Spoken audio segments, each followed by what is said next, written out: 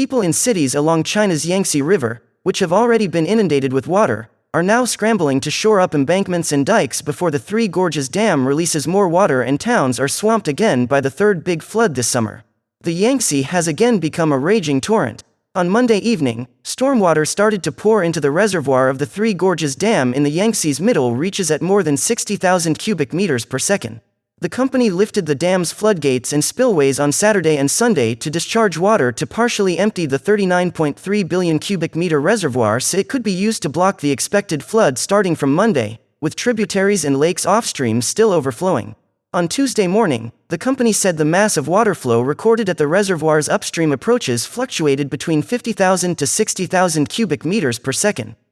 The plan is to hold as much floodwater as possible to buy time for cities downstream to ramp up their defenses. Water would be drained into the Yangtze at only 38,000 cubic meters per second to buy some time. A Xinhua report on Monday quoted the operator as saying the dam's reservoir already had at least 14 billion cubic meters of additional capacity to slow the flood, and given the current 12,000 cubic meter per second net increase in the flood intake, it would need 13 days to fill the reservoir to the brim. In a bid to refute speculation about a possible dam collapse, which was further fueled by a Xinhua report last week admitting a slight deformation on some peripheral parts of the structure, Xinhua stressed on Monday that this year's floods were severe but not unprecedented. The Three Gorges Group also stressed on its WeChat account that the colossal dam was made of 17 million cubic meters of reinforced concrete, and as a gravity dam with each section ratcheted to one another, it would withstand the hit of a nuclear bomb as well as floods of cataclysmic proportions. Earlier this month, reports by Taiwanese papers cited Vinayak Bhatt,